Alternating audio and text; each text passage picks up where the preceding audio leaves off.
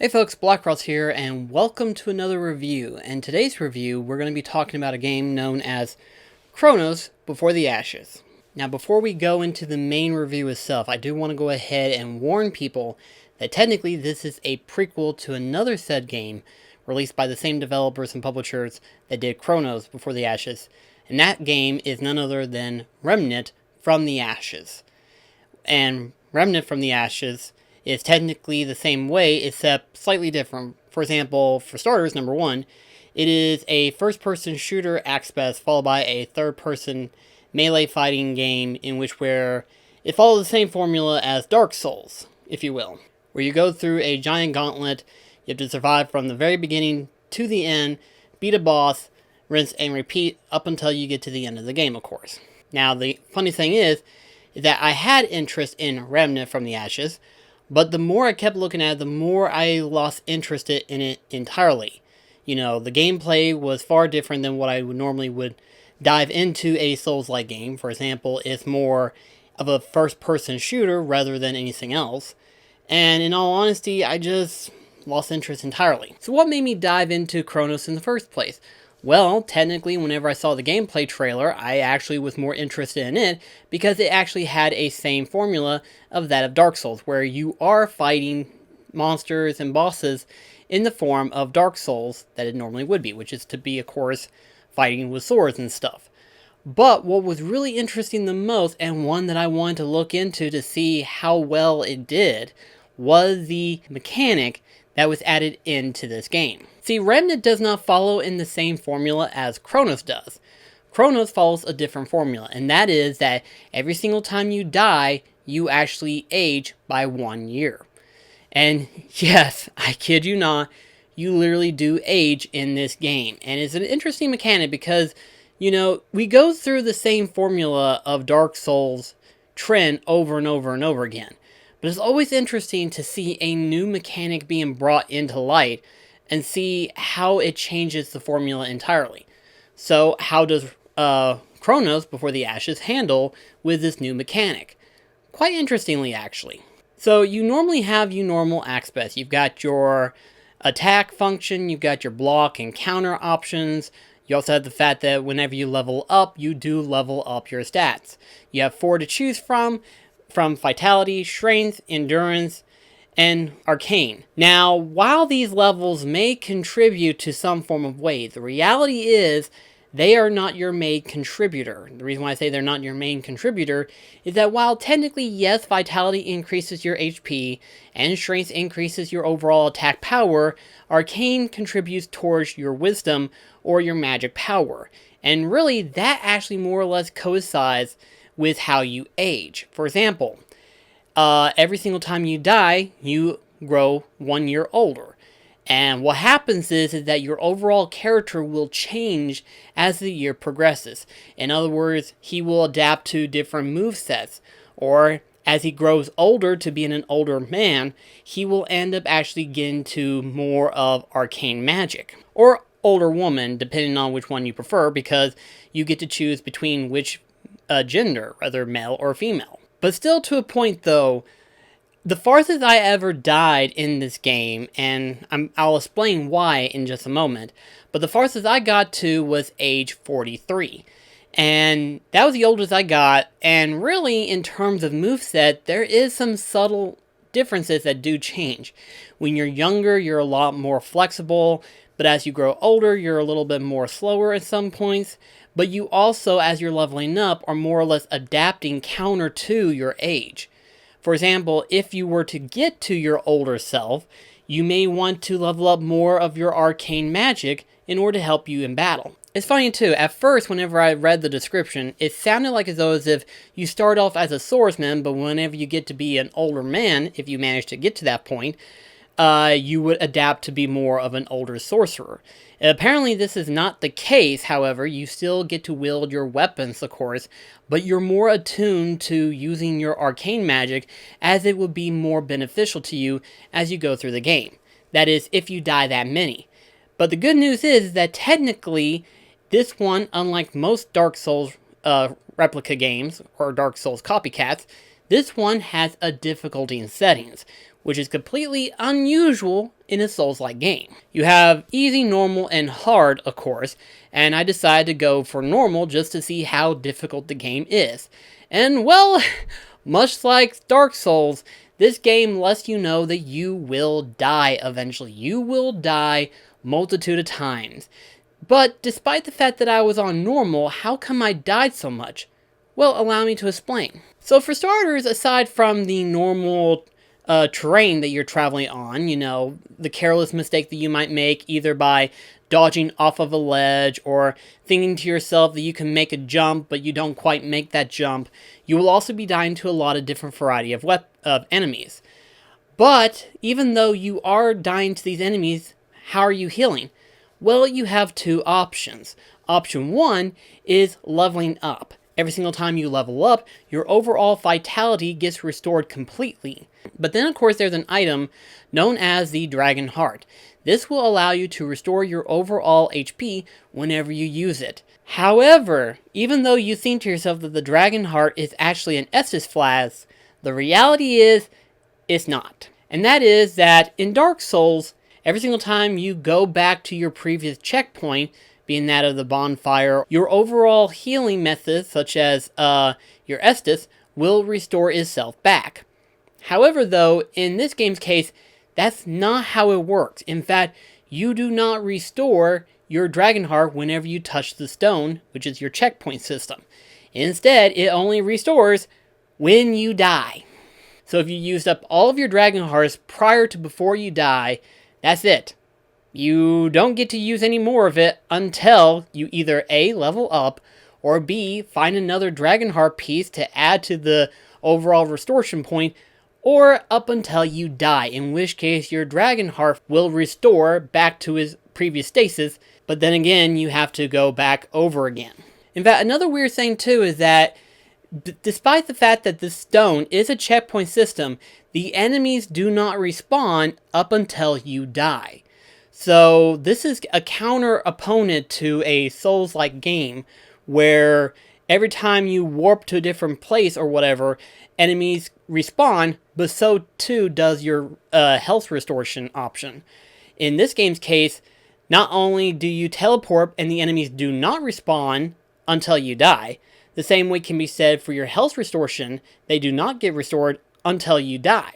So this is a weird balancing mechanic. On the one hand, you are fighting a bunch of random monsters throughout the field. However, they do not respawn until you die. Though, despite that fact, you have a limited number of Dragon Hearts if you find them out in the field. At the same time, if you use them, you only have a limited number of them until you die. So in other words, if you manage to survive long enough, you never have to worry about running into enemies again when you circle back around or activate a shortcut.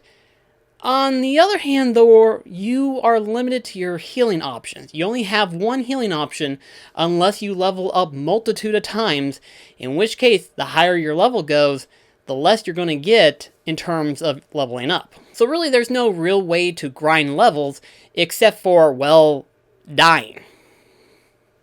Yeah, you have to die if you're going to grind in this game, so it's definitely a weird option. But then again, what are you grinding for? Well, aside from experience points, you also get various of items, such as these Dragon Shards. These Dragon Shards can be used in order to upgrade your overall weapon, and depending on the overall level that you're in, will depend on which Dragon Shard you're going to get. Either you'll get the regular Dragon Shard, or you'll get the Advanced Dragon Shard, which will be used to the second phase of your weapon upgrade system. And so again, there's not much in terms of grinding, but then again, because of how this setup works, it kind of balances itself out. On the one hand, yes, you don't have to worry about running into more and more enemies as you're circling around the area.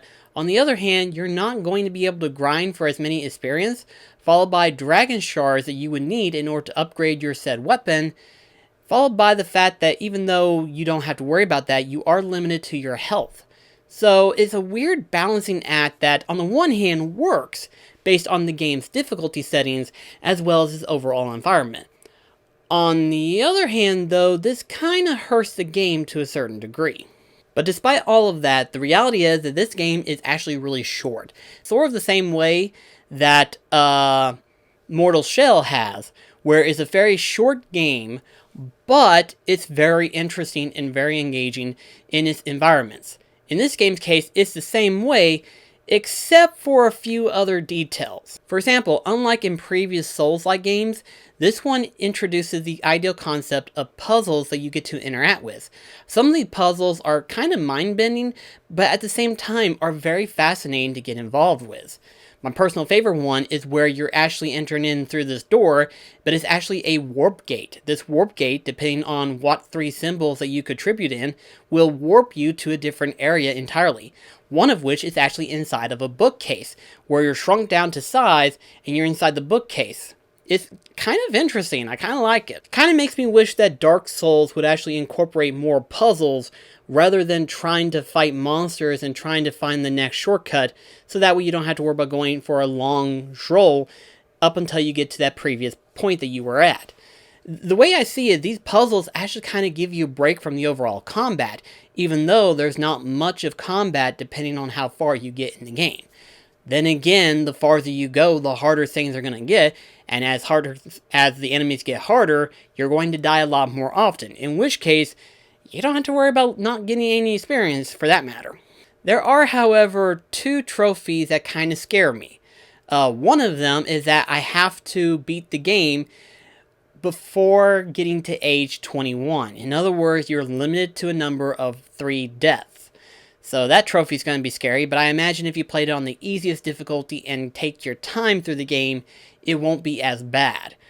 However, though, the bosses can be a little bit unforgiving at times. So take that for what it is. Secondly of all, there is of course the hardest difficulty, and I imagine at that point that's where I'm going to get the number 1 biggest question that I have to ask, and that is, when is it that you officially die? Because if we're going by the rule set that this game gives, for every time you die, you lose 1 year.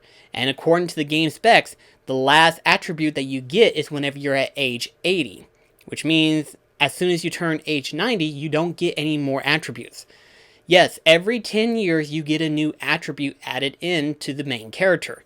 He will adapt and he will change and he will grow wiser, and a lot more talent will be added into the overall character moveset. However though, after age 80, you don't get anything else. So it makes me wonder, what is the actual limit of age? And really, I never got that answer. So as far as I know, you could be at 150 or so, and you're still playing the game. And I think the hard mode will be the one to answer my question, and that is, what is the age limit before I officially die? So that's going to be interesting to actually answer that question, should I actually get to that point. But I'm hoping that won't be the case. Hopefully I just, overall level up to the max level and just get to level 100 or so and eventually beat the game or something. And so for this particular rating, I'm a little bit tied with this one. On the one hand, there's a lot of intrigue that this game has that makes it unique. In other words, if you are a follower of Souls-like games and stuff, this is probably a good choice to pick out. On the other hand, this definitely isn't probably the best example of a Souls-like game, because number 1 has difficulty selections, and number 2, the normal tropes that you would normally follow for a Souls-like game is partially not there. It's a little bit backwards in some cases, but it's a self-balancing act, and plus this game wants you to age. This game wants you to die a number of times in order to grow older in this game. Which makes sense, because that's the main mechanic of the game. So, where would I give the rating? I would have to say I'd probably give it a 3, but not because of anything bad. The reality is that this does not follow the same formula as your normal Souls-like game. So for veterans of the series, you may not like this game. In fact, there might be some cases where you feel like as if you're generally uninterested in the game, perhaps. However, if it doesn't matter to you, or if you're more interested in the aging prospect, this might be a good choice to look into. It's actually really fun and entertaining. Plus, really, based on how it balances itself out, I would consider this like the beginner's guide to Dark Souls, if you will. It's not engaging like how it is in Dark Souls, but it is somewhat a starter for a Dark Souls person. If they're wanting to get into the Souls series and stuff, this might be a good beginner choice to teach them, hey, you're going to be dying a lot, but this game will teach you how to prepare for those deaths, and how you will have to learn and adapt to your environment. Plus, you get a cool little mechanic to get involved with. And then again, it is a short game, so therefore, it is not designed to be a fully fleshed, full-length game like the Souls franchise have been. Much like Mortal Shells, it's a small game, in which case you get to enjoy the small scale that it is, and all that it gives that it gives out at the end of the day. But anyway, guys, thank you so much for watching this video. This was actually kind of difficult for me to actually put a review together because, number one, I'm kind of recovering from all this and everything like that.